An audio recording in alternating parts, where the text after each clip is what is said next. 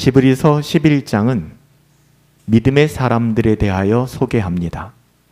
믿음이 무엇인지 알려주는 것이죠. 모호하게 그냥 믿음, 너무나 믿음에 대한 오해가 많아서 지난주에 그 믿음이 무엇인가를 세세히 설명해 드렸습니다. 그래도 뜬구름 잡으니 믿음이란 건 이런 거야. 우리랑 똑같은 사람을 하나하나 소환해서 우리 하나님께서 우리에게 믿음을 가르쳐 주십니다.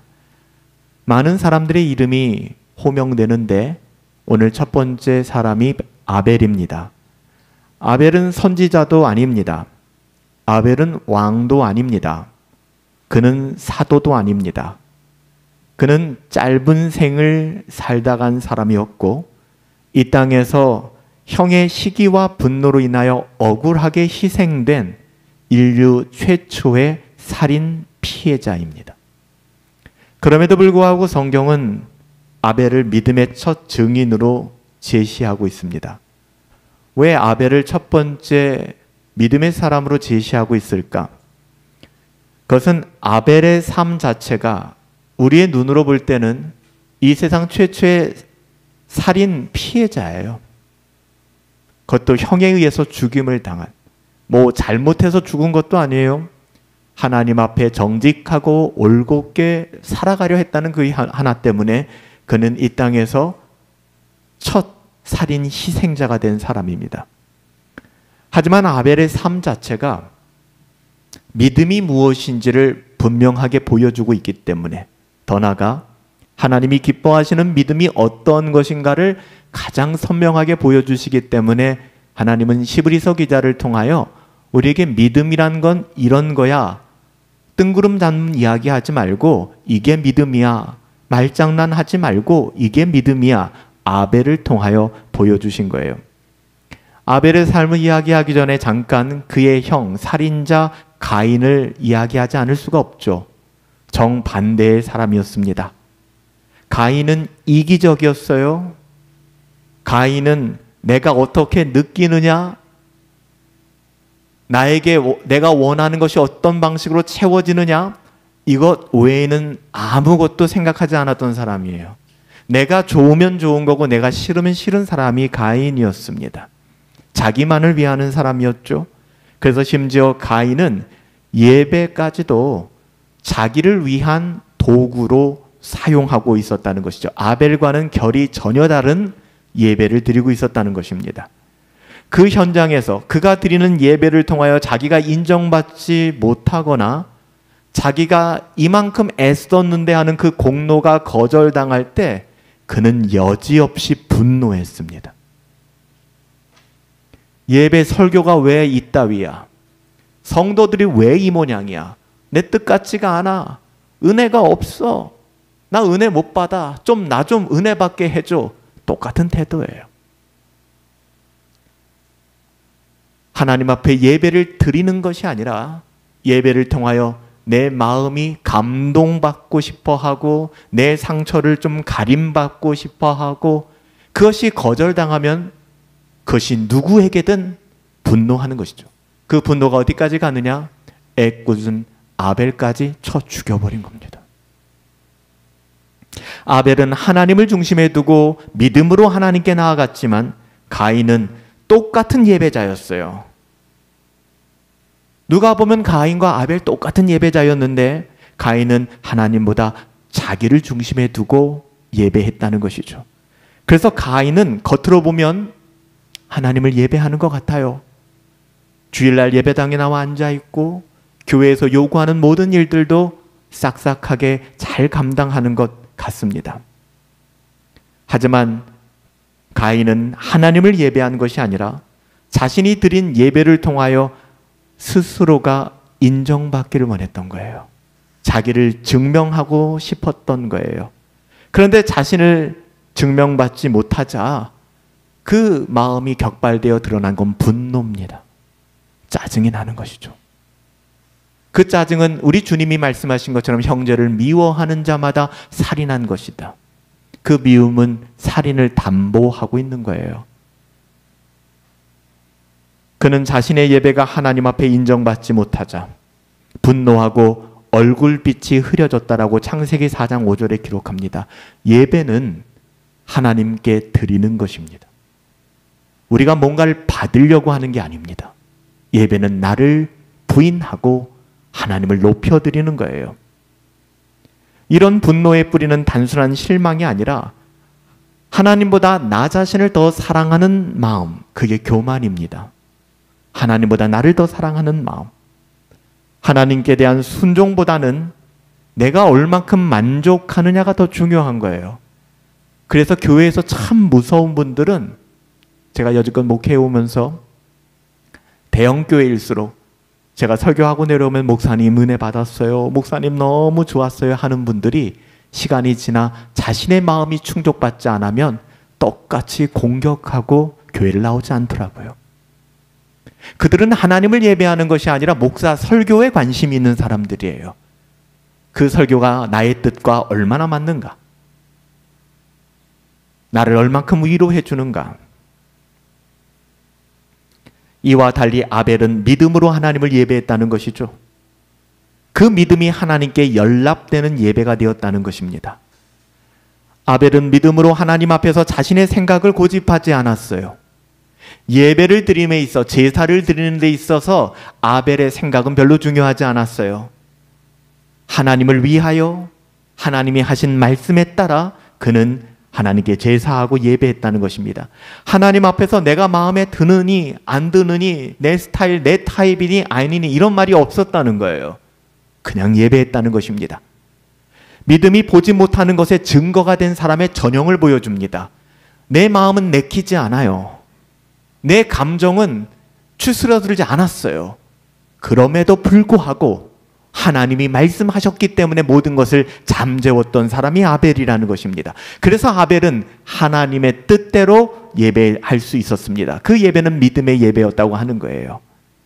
결국 아벨은 믿음으로 말미암아 하나님 앞에 의롭다고 인정을 받았어요. 비록 살인의 희생자가 되었지만. 하지만 가인은 사람을 죽이고도 거기서 끝나는 것이 아니라 믿음 없는 제사로 죄에 사로잡혀 동생을 쳐 죽였을 뿐만 아니라 평생에 가인의 낙인을 달고 살아가야 되는 구원받지 못한 비참한 자의 전형을 보여주고 있습니다.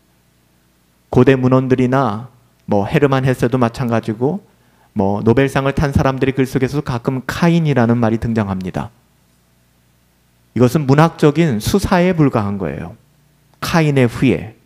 카인이 굉장히 아름답게 묘사되고 가인이 그렇게 할 수밖에 없는 이야기를 논하지만 여러분 복잡해지지 마세요. 그는 구원받지 못한 사람의 전형을 보여줍니다. 하나님의 은혜를 거부한 사람이죠. 비록 육신으로는 형제였습니다. 아담의 아이들이었어요. 하지만 두 사람은 전혀 다른 길을 걸었어요. 믿음과 불신앙, 겸손과 교만, 하나님 중심인가 자기 중심인가는 이거는 아주 선명한 문제입니다. 여기는 회색지대가 없어요. 우리가 어떤 예배를 드리느냐. 히브리서 기자는 이야기합니다. 믿음으로 아벨은 가인보다 더 나은 제사를 드렸다. 원어적 의미는 참된 예배를 드렸다는 것입니다. 믿음으로 아벨은 가인보다 참된 예배를 하나님께 드렸다. 가인과 아벨은 둘 다 하나님께 제사를 드렸습니다. 그러나 하나님이 중요한 것, 아벨의 제사는 받으셨지만 가인의 제사는 받지 않으셨다는 겁니다. 어떻게든 예배하면 되겠지, 어떻게 하면 주일 성수하면 되겠지라고 생각하지만 성경은 분명히 이야기합니다. 우리가 그 어떤 종교적인 형식과 예식을 갖췄다 할지라도 하나님이 받으시는 예배가 있고 하나님이 받지 않는 예배가 있다는 것입니다. 가인은 거절당했습니다. 하나님 앞에 참된 예배를 드리지 않았기 때문이죠. 은혜 받지 않는 사람들이 여기에 속합니다. 자신의 어떠함을 주장하기 때문에 자기의 타입에 맞지 않기 때문에 자신의 환경과 상황에 지금 말씀이라는 것이 들릴 여지가 없기 때문에 철저하게 하나님께 드리는 예배를 훼손하는 것이죠. 아벨과 그의 제사, 예배자와 예배를 하나님은 분리시키고 있지 않습니다. 그 예배자의 어떠함이 예배의 진중을 가릴 수 있다는 것, 진리를 가릴 수 있다는 것입니다. 좀 더 쉽게 얘기할까요? 여러분이 어떻게 예배를 대하고 있는가? 예배를 대하는 태도가 어떤가? 그게 중요한 거예요. 이것부터 이야기하면 너무 유치하잖아요.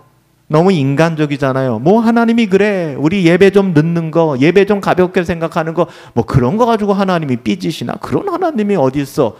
할까 봐 이걸 마지막에 얘기하는 거예요. 우리가 믿음이 있는가는 우리가 어떻게 예배를 대하는가? 예배의 태도가 어떠한가? 여러분, 복잡하지 않다는 것입니다. 제가 올 초에 광주 호남신학교에서 신학학회가 있어서 좀 스펙트럼이 넓게 천주교 신부님들과 루터교 목사님들과 개혁주의를 따르는 목사님들도 모였고요. 굉장히 스펙트럼이 넓은 모임을 가졌어요. 그 모임을 가지면서 참 창피했던 것이 있었어요. 저도 많이 생각했던 것인데요. 삼내 성당을 섬기는 그 신부님이 오셨었어요. 전주 지부에. 그분하고 이런 이야기를 나누는데 예배에 대한, 미사에 대한 이야기, 그분들은 미사니까 미사에 대한 이야기였어요. 로만 가톨릭에선, 천주교에서는 미사가 시작되면 못 들어갑니다. 문 닫아요. 밖에 모니터를 두고 밖에서 미사하라고 합니다. 왜? 예배를, 미사를 방해하기 때문에. 저희 가족이 대구 기독교 선교 역사를 탐방하기 위해 대구 지역에 갔을 때, 대구에도 오래된 성당이 하나 있었는데, 그때 이제 시국적인 개념으로 일요일, 주일은 아니었는데 시국 미사가 열리고 있었습니다. 저는 여러 번 그 성당을 방문했었기 때문에 제 아이와 제 아내에게 성당 구경 좀 시켜주려고 들어가려고 했는데 문이 닫혀 있었어요. 이유는 미사 중입니다. 미사 중에는 출입이 금지됩니다. 미사를 한 4시간 드리더라고요, 그날. 우리는 은혜를 이야기하는 사람들입니다. 어느 누구도 예배당 중간에 들어온다고 해서 예배당을 폐쇄하지 않습니다. 이건 여러분들이 하나님과 해결해야 될 문제입니다. 저는 개신교가 세상 사람들이 볼 때 좀 믿을만하지 못하다. 개신교의 신뢰도가 많이 떨어진다. 이런 부분이 아닐까라는 생각이 들어요. 우리 개신교의 가장 중요한 것은 예배 아니겠습니까? 근데 너희들이 생각하는 가장 중요한 예배조차 너희들이 귀하게 여기지 않는데, 여러분, 오늘 아벨이라고 하는 사람은 그가 드린 제사, 예배를 통하여 그가 믿음으로 예배드렸음을 확인받았다라고 얘기하고 있어요. 가인도 예배했다니까요. 그럼 가인과 아벨의 예배는 뭐가 달랐을까요? 가인은 자기 뜻대로 예배했어요. 예배 시간도 자기 멋대로 왔다 갔다, 내가 좀 기분 안 좋거나 내가 좀 상황 안 좋으면은 안 나오기도 하고, 자기 나름대로 그 변명의 여지들은 있지 않습니까? 여러분, 가인은 뭐 했죠? 농사를 졌어요. 아벨은 뭐 했죠? 목축업을 했어요. 그런데 하나님 앞에 제물을 드려야 되는데 하나님 분명히 말씀하셨어요. 피의 제사가 필요하다라고 말씀하셨어요. 그래서 아직 율법이 기록되기도 전인데 아벨은 하나님의 그 말씀을 알고 가축으로 피를 흘려 하나님 앞에 제사를 드렸던 거예요. 근데 가인은 그게 번거로운 거예요. 내 스타일도 아니고. 그러니까 자기의 곡식을 모아다 곡식 태워서 드렸어요. 하나님의 뜻이 아니에요. 가인 억울할 수 있어요. 아벨은 아벨 거 드렸고 나는 내 거 드렸는데 왜 하나님 내 예배 드리지 않아? 내 예배는 거절하세요. 근데 성경은 곡식이 중요하냐 아니면 양의 피가 중요하냐를 얘기하지 않고요. 아벨은 믿음이 있었기 때문에 하나님의 말씀을 기억하고 하나님의 뜻대로 예배하였다라고 얘기해요. 사실은 율법에 보면 이후에 곡식으로도 하나님 앞에 드리는 제사가 있어요. 그러니까 꼭 단편적으로 아벨은 피의 제사를 드렸고 가인은 곡식을 드렸기 때문에 이렇게 잘라서 생각할 것이 아니라, 아벨은 믿음이 있었기 때문에 하나님의 말씀을 기억하고 피의 제사를 드렸고, 가인은 믿음이 없었기 때문에 자기를 증명하는 방식, 결과가 나왔죠. 그 예배가 거절되었으면 회개해야죠. 하나님의 말씀이 내 마음을 방망이처럼 두들기면 회개해야죠. 살아야죠. 그런데 가인은 분노하는 것이죠. 그래서 애꿎은 아벨을 쳐 죽여버린 것입니다. 믿음으로 아벨은 참된 예배를 하나님께 드림으로 의로운 자라 증명을 받았어요. 다른 거 얘기하는 거 아니에요. 오늘 주제는 우리가 어떻게 예배를, 하나님의 말씀을 대하고 있는가. 하나님이 그 예물에 대하여 증언하신다고 하잖아요. 아벨은 양의 피를 드린 그 예물, 양의 피가 중요한 것이 아니라 하나님이 우리에게 말씀하신 그 언약을 아벨은 기억했다는 것입니다. 가인은 그거 상관없이 말씀도 읽지 않고 상고하지 않고 묵상하지 않고 나의 어떠함대로 살아가는데 어떻게 하나님의 말씀이 내 안에 각인될 수 있겠습니까? 가인의 후손처럼 살아갈 수밖에 없는 것이죠. 아벨이 가인보다 나은 제사를 드렸다는 근거는 그의 믿음에 있었습니다. 성경은 그 믿음에 대하여 천상의 언어로 모호하게 이런 거야, 믿음이란 이런 거야 라고 얘기하지 않아요. 굉장히 직설적이고 현실적으로 좀 얘기합니다. 그가 하나님께 어떤 예물을 드렸느냐, 어떻게 제사 드렸느냐, 다시 말하면 시간의 청지기로서 하나님 앞에 시간을 정하고 그 시간을 포기하지 않고 하나님을 예배하고자 하는 마음이 있느냐. 사실 예배를 늦으시는 분들은 매주 늦으시거든요. 일찍 오시는 분들은 일찍 와요. 근데 그 시간이 길지 않아요. 10분, 20분 차이입니다. 근데 그게 마음이거든요. 여러분, 오늘 그렇게 성경이 이야기하잖아요. 정말 우리가 최선을 다하고 하나님을 향하여 살아가지만 매번 그걸 지킬 수 없어서 한 주, 두 주 그럴 수는 있습니다. 하지만 나도 모르는 사이에 내가 예배를 대하는 태도가 예배에 대한 기대감도 없고 예배에 대한 사모함도 없다면 우리는 가인이 걸어가는 그 길을 걷고 있는 것은 아닐까요? 그런 관점에서 오늘은 믿음에 관한 아벨에 대한 설교이기는 하지만 여러분의 예배 생활은 안녕하신지요? 그걸 묻고 있는 거예요. 똑같은 예배당에 모여 주일 예배를 드리고 있지만 그 예배가 다 합격점 안에 들어오는 것은 아니라는 것입니다. 하나님이 받으시는 예배가 있고 그렇지 않은 예배가 있다는 거예요. 그 기준점은 뭐라고요? 믿음입니다. 믿음이 없는 예배는 그것이 무엇이든 간에 울고 들고 일어나고 막 흥분하고 아무 의미 없어요. 종교 행위에 불과한 것입니다. 믿음으로 드리는 예배는 예배를 대한 태도로 증명될 수 있는 거예요. 어떻게 알겠습니까? 여러분들이 예배를 어떻게 사모하고 있는가? 예배에 대한 태도가 어떤 것인가?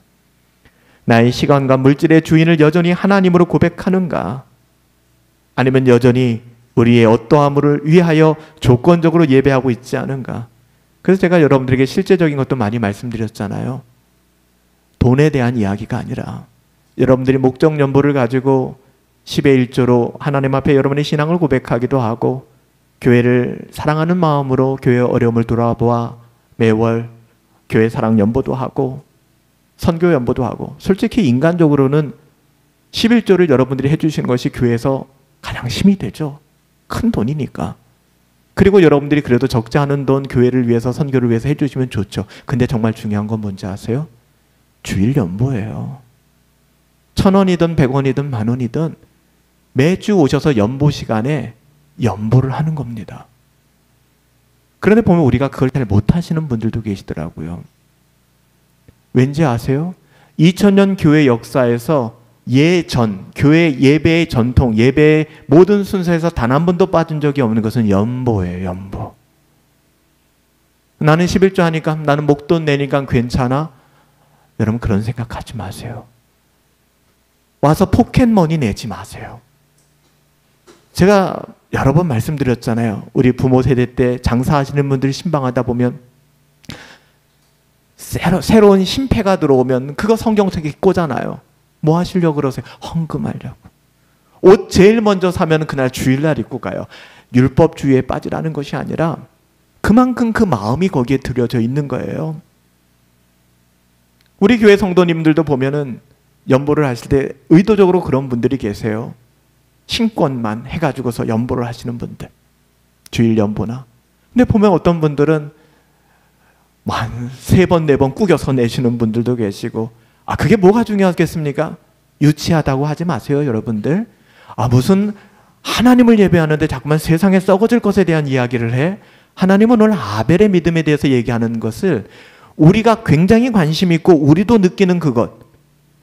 여러분, 할아버지 할머니들이 손주들 찾아오면 뭐 줄 때도 은행 가서 심패 찾아다가 주지 않습니까? 우리가 하나님을 어떻게 예배하고 있는지 주일 연보조차 챙겨오지 않을 만큼 분주하게 그렇게 달려오고 있지는 않는지. 여러분 오해하지 않잖아요. 제가 이런 말씀 드리는 거. 그게 중요한 거예요. 하나님 앞에 드리는 것이거든요.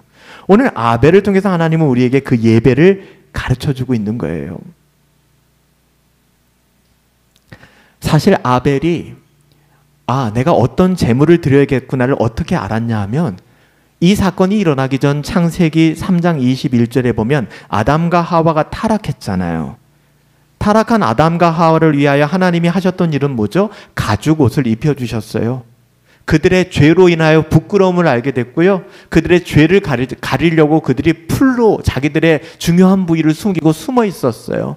하나님이 찾죠. 아담아, 아담아. 근데 불편한 거예요. 그 하나님의 음성이 자꾸만 숨어 들어가는 거예요.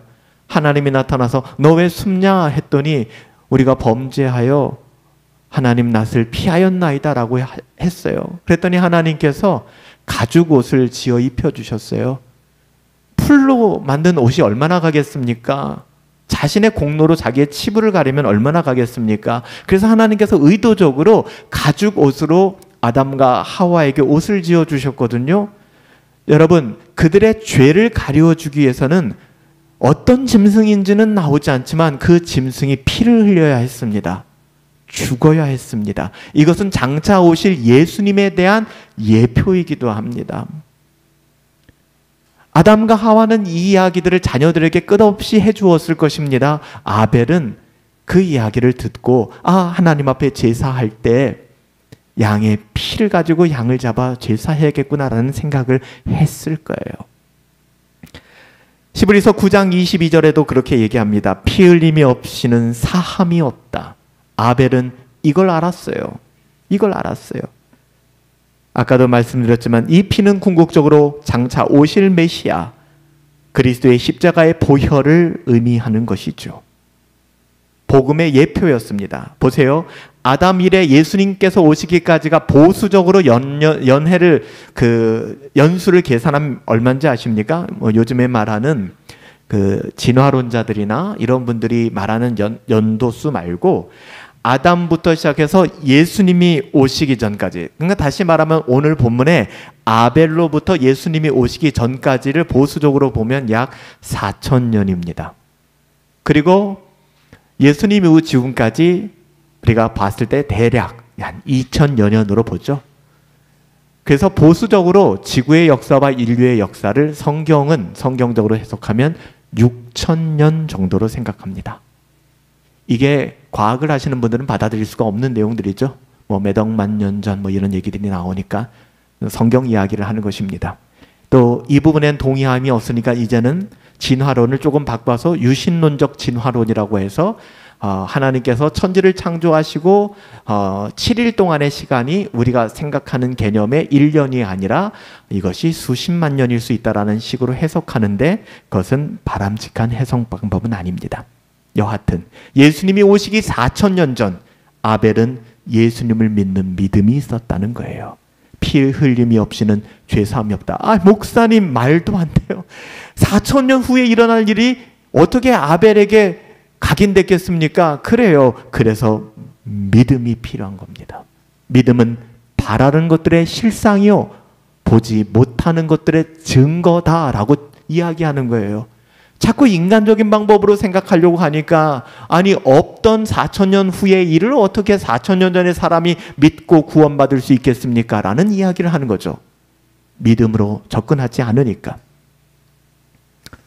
아더 핑크는 이 아벨의 믿음에 관하여 이렇게 증거했습니다. 아벨은 피 흘림 없는 제사가 헛된 것임을 분명히 알고 있었다. 그는 하나님의 말씀하신 제사의 의미를 바르게 알고 있었으며 하나님이 어떤 방식과 태도로 제사하라 하셨는지도 분명히 알고 있었다. 그래서 아벨은 하나님이 정하신 제사를 통하여 하나님께 나아갈 수 있었다. 지금 아더 핑크는 뭐라고 얘기하는 거예요? 아직 율법이 만들어지기 전입니다. 모세가 태어나기도 전입니다. 하지만 하나님의 뜻은 모세가 있었을 때나 없었을 때나 분명히 존재했다는 거예요. 우리는 믿음을 통하여 그것을 알 수 있는 것이죠. 하나님이 우리에게 믿음뿐만 아니라 이제는 문자적으로 언어적으로 분명하게 알 수 있도록 이후에 주신 것이 율법입니다. 근데 그 율법도 자꾸 오해하니까 예수님이 오셔서 율법을 강론하여 해석해 주셨죠. 복음을 우리에게 전해 주신 겁니다. 믿음이라고 하는 것은 우리의 어떠함에 근거하는 것이 아니라고 했습니다. 우리들이 믿음이라고 하는 것, 믿음은 하나님을 아는 지식에서부터 시작됩니다. 하나님을 여러분 스타일대로 여러분 타입대로 알아가지 마십시오. 성경 66권은 하나님을 우리에게 계시하고 있습니다. 하나님의 말씀인 성경을 통하여 하나님을 이야기하십시오. 하나님이 이러실 거야, 하나님은 이해해 주실 거야 라는 방식으로 하나님의 뜻을 왜곡하지 마십시오. 이거는 자기 편리주의를 정당화하려는 행동에 불과합니다. 그 대표적인 사람이 가인이었습니다. 하나님 괜찮게 생각하실 거야. 가인 예배했습니다. 나름 할 얘기가 굉장히 많았을 거예요. 그도 자신의 땅에서 수고한 열매를 하나님께 드렸으니까. 하지만 그것이 하나님이 원하시는 것이 아니었다. 이게 중요한 거예요. 하나님의 뜻이 아니었다. 이렇듯 진정한 믿음은 내가 어떻게 느끼느냐, 내게 어떤 만족이 찾아오느냐가 아니라 하나님이 뭐라 말씀하셨느냐, 하나님의 뜻이 무엇이냐가 절대적으로 중요한 근거가 됩니다. 히브리서 기자는 믿음의 예배를 드린 아벨에게 의로운 자라 하는 증거를 얻었다라고 이야기합니다. 하나님이 그가 예배를 드리는 태도 안에서 믿음을 보시고 그를 의롭다고 지금 인정해 주시는 거거든요. 이것을 아벨이 행위를 통하여 의로워졌다 이렇게 오해하시면 안 돼요. 아, 목사님 말하시는 여러 가지 규정들, 예배당에 일찍 오고 여러 가지 예배 의식들의 전례에 적극적으로 참여하고 우리가 뭐 의복을 잘 전동하고 그래야 되는구나. 아, 결국 이거 행위 구원 아니야? 하나님 뭐 그런 거 보시나? 하나님이 그따위 거 보시지 않을 것 같은데 내 마음의 중심을 보시지. 내가 슬리퍼를 끌고 반팔 옷을 입고 오나, 내가 뭐 민소매 티를 입고 오나, 뭐 뭔 상관이 있어. 사실 그렇죠. 제가 지금 이 자리에 정장을 입지 않고 뭐 스포티한 옷을 입고 대충 옷 입고 운동화 신고 와서 설교한다고 해서 하나님이 그 예배를 받지 않겠습니까? 하나님 그런 분은 아니세요. 하지만 중요한 것, 믿음이 있다면 그렇게 예배할 수 있을까요? 여러분 인간적으로 정말 중요한 사람을 만날 때 여러분 그렇게 나가시나요? 여러분이 정말 들어가고자 하는 회사의 면접을 보실 때도 슬리퍼 끌고 쪼리 신고 반바지 입고 그렇게 가시나요? 메이크업 받고 가시죠. 결혼하실 때 식장에 들어갈 때 그렇게 들어가시나요? 안 들어가잖아요. 근데 왜 우리가 하나님을 예배할 때는, 물론 누군가 저에게 와서 목사님 저는 이렇게 쪼리 신고 이렇게 나시티 입고 저는 이렇게도 하나님 충분히 영화롭게 해드릴 수 있어요. 그럼 전 더 이상 하고 싶은 말은 없어요. 그분에게. 왜? 그분이 하나님과의 관계에서 그것으로 자기의 어떤 양심에 전혀 문제가 없고 자기는 이것이 하나님을 충분히 영화롭게 한다 그러는데 제가 무엇이라고 그 사람을 재단하겠습니까? 저는 뭐라고 할 이야기가 없어요. 그건 여러분들과 하나님과의 관계니까. 아벨이 드린 피의 제사는 장차 오실 구속주를 바라보는 믿음의 고백이었어요. 그렇기 때문에 아벨은 하나님의 그 말씀대로 예배했던 것이죠. 하나님, 저는 죄인입니다. 저의 어떠함으로는 하나님을 예배할 수 없어요. 저는 그럴 자격이 없어요. 그래서 저는 오직 저를 위해 피 흘려 죽으신 예수님의 은혜의 공로 의지하여 예배합니다. 은혜로우신 주님께서 당신의 보혈로 저를 덮어줄 걸 믿어요 라는 마음을 가지고 우리는 주일 예배를 준비해야 돼요. 그런 마음이 우리 가운데 있으니 의복도 정돈할 수 있는 것이고 시간도 지킬 수 있는 것이고 예배의 태도도 새로워지는 것이지 순서를 바꾸면 안 돼요. 예배의 태도만 좋아지고 이러면은 그 이야기, 그러면 제 설교가 아마 도덕 설교로 들리겠죠. 예배 잘 드려. 예배당 늦게 오면 안 돼. 여러분 그런 이야기가 아니에요. 아벨은 이러한 믿음으로 하나님과의 화목을 누릴 수 있었습니다. 하지만 가인에게는 그런 평강이 없어요. 제가 몇 주 전에 사회적으로 좀 저명하신 분인데 인터뷰할 일이 있어서 만나서 얘기하는데 그분이 그런 이야기를 하더라고요. 저는 신앙은 없지만 목사님과 같이 종교인들을 존경합니다. 그리고 언젠가는 저도 어떤 종교가 믿고는 싶습니다. 왜 그런가요? 했더니 정말 세상에서 존경받는 사람이거든요. 종교라는 것이 없으면 내가 사람과의 관계에서 얻는 것, 물질적으로 얻는 것, 내 명예, 이것이 마지막 순간에 나를 만족시키지 못하고 공허하게 할 거라는 확신이 있다는 거예요. 이분이 구도자구나. 그래서 제가 복음을 전했어요. 선생님 가까운 교회 나가셨으면 좋겠다고. 아니면 저에게 연락하셔서 함께 신앙생활해도 좋고 강압하진 않아서. 왜냐면 제가 명함을 내밀고 우리 교회 오라고 하면 영업하는 것 같잖아요. 우리 교회 사람 늘리려고. 아니에요. 건강한 교회. 또 그 근처에 건강한 개혁교회가 있더라고요. 교수님 거기 한번 나가보시죠. 너무 늦기 전에. 우리의 마지막 때는 급박하게 임하는 거예요. 우리가 정리 다 하고 스탠바이 다 하고 그때 찾아오면 얼마나 좋을까요? 인생은 그렇지가 않다는 거예요. 아벨은 그렇게 살아오지 않았습니다. 하나님 앞에 참된 예물을 드림으로 바른 예배를 통하여 하나님께 인정을 받았어요. 아벨은 6,000년 전 이 세상을 떠났습니다. 아주 비참하게 형에게 살해를 당했습니다. 억울한 인류 최초의 살인사건 피해자가 되었고 그 살인자는 형이었어요. 친형. 물론 살인의 동기도 아벨이 믿음을 가졌기 때문에 믿음 때문에 어떻게 보면은 질투를 유발시켜서 참 시사하는 바가 크죠. 우리는 아벨의 길을 걷고 있습니까? 가인의 길을 걷고 있습니까? 성경은 아벨에 대하여 이렇게 증거합니다. 6,000년이나 됐지만 아벨은 죽은 지 6,000년이 되었지만 그가 죽었으나 그 믿음으로써 지금도 말하느니라. 아벨은 형의 시기로 인하여 억울하게 죽었지만 하나님은 그의 억울함을 잊지 않으셨어요. 우리들 가운데 어떤 분들은 그런 생각 가질지 모르겠어요. 하나님이 있든 잊지 않든 난 그 별 상관없고 내가 살아가는 동안에 사람들에게 잊혀지지 않고 사람들에게 기억받고 사람들과 잘 지내고 내가 이 세상에서 잘 먹고 잘 사는 게 저는 관심이 있어요. 그건 불신자의 마음이죠. 여러분, 우리가 하나님의 자녀들이라면 하나님이 나를 어떻게 생각하실까? 하나님이 나의 삶을 뭐라 말씀하실까를 잊어서는 안 돼요. 여러분, 그거 놓쳐서는 안 돼요. 목사에게, 부모에게, 회사에서 인정받으면 뭐해요?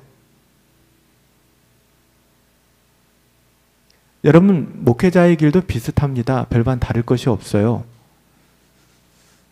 어떤 집안에 큰일이 있거나 어려움이 있을 때 저도 마찬가지예요. 결혼을 해야 하는데